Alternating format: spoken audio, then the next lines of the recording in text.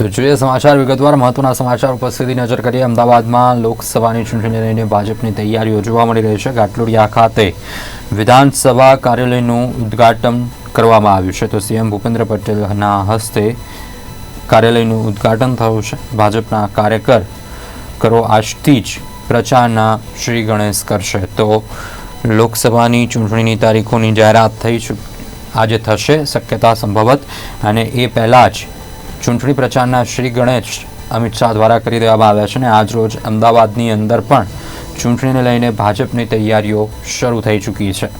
ઘાટલોડિયા ખાતે વિધાનસભા કાર્યાલયનું ઉદ્ઘાટન મુખ્યમંત્રી દ્વારા કરવામાં આવ્યું। ઘાટલોડિયા વિધાનસભાના કાર્યાલયમાં કાર્યકર્તાઓ દ્વારા આજથી જ પ્રચારના શ્રી ગણેશ કરી દેવામાં આવશે। ચૂંટણી અને જેને લઈને કાર્યકર્તાઓમાં ઉત્સાહ।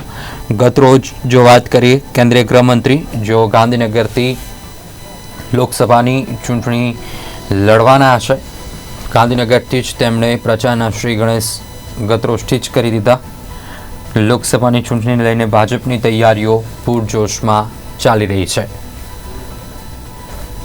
ઘાટલોડિયા ખાતે વિધાનસભા કાર્યાલયનું ઉદ્ઘાટન જે મુખ્યમંત્રીના હસ્તે કરવામાં આવ્યું છે। ગાંધીનગર લોકસભા ઘાટલોડિયા વિધાનસભા ચૂંટણી કાર્યાલય જે મુખ્યમંત્રી આજે જે કાર્યાલયનું ઉદ્ઘાટન કર્યું, ભાજપના કાર્યકર્તાઓમાં પણ એક ઉત્સાહ જોવા મળી રહ્યો છે અને આજથી જ કાર્યકર્તાઓ ચૂંટણીના પ્રચારની શરૂઆત કરશે।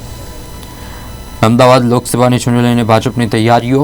ઘાટલોડિયા ખાતે વિધાનસભા કાર્યાલયનું ઉદ્ઘાટન સીએમ ભૂપેન્દ્ર પટેલ દ્વારા કરવામાં આવ્યું હતું ઉદ્ઘાટન। ભાજપના કાર્યકર્તા આજથી જ કરશે પ્રચારની શરૂઆત। અમદાવાદ લોકસભાની ચૂંટણીને લઈને ભાજપની તૈયારીઓ પૂરજોશમાં। ઘાટલોડિયા ખાતે વિધાનસભા કાર્યાલયનું ઉદ્ઘાટન સીએમ ભૂપેન્દ્ર પટેલ દ્વારા ઉદ્ઘાટન કરવામાં આવ્યું। ભાજપના કાર્યકર્તાઓ આજથી જ પ્રચારની શરૂઆત કરશે। ભારતીય જનતા પાર્ટી અને ભારતીય જનતા પાર્ટીને ઇલેક્શન આવે એટલે કામ કરવાનું એવું હોતું નથી। આપણે રોજ કામ કરવા ટેવાયેલા છીએ, રોજ જે પબ્લિકની વચમાં જવા ટેવાયેલા છીએ।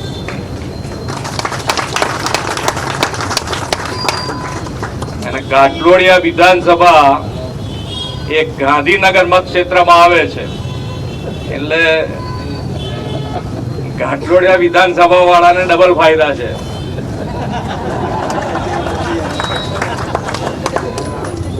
આજે ચૂંટણીના ભાગરૂપે ઘાટલોડિયા વિધાનસભાનું મધ્યસ્થ કાર્યાલય આજે અહીંયાથી અમે શરૂ કર્યું છે, અને દરેક જગ્યાએ જે પ્રમાણે ઉત્સાહથી લોકો જોડાયા છે કે ભાઈ મારા પરિવારના સદસ્ય ઇલેક્શન લડી રહ્યા હોય, એ ભાવથી જોડાયા હોય, ત્યારે અબ કી બાર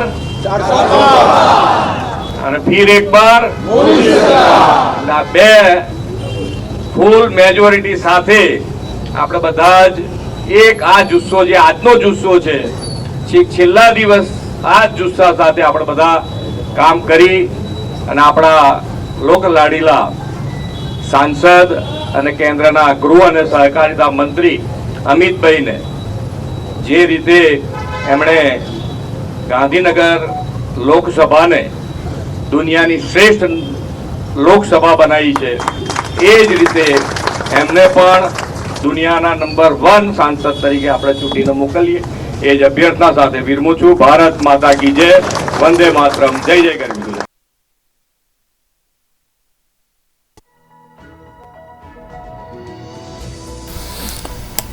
અમદાવાદ લોકસભાની ચૂંટણીને લઈને ભાજપની તૈયારીઓ।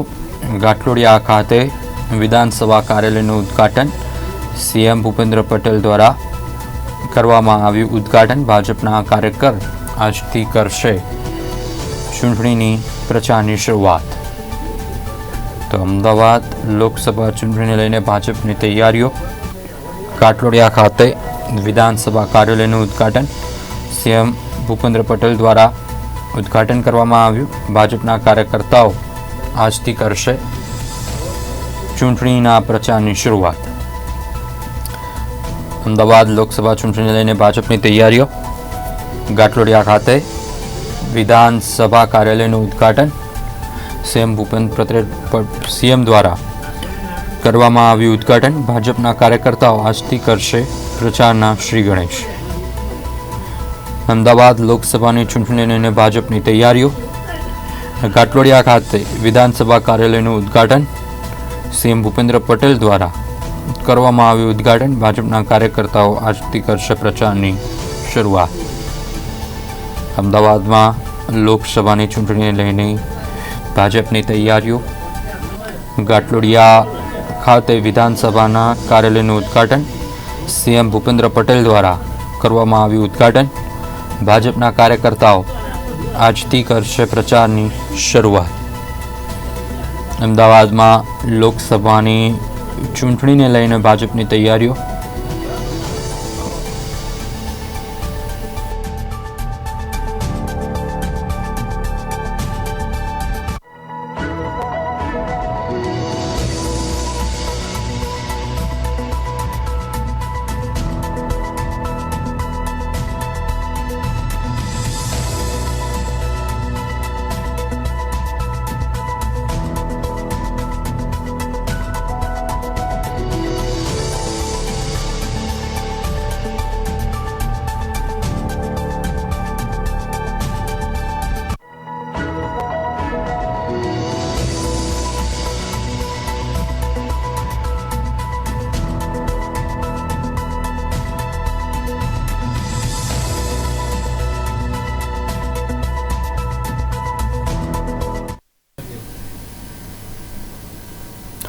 વધુ એક મહત્વના સમાચાર ઉપર નજર કરીએ. ચૂંટણીની જાહેરાત પહેલા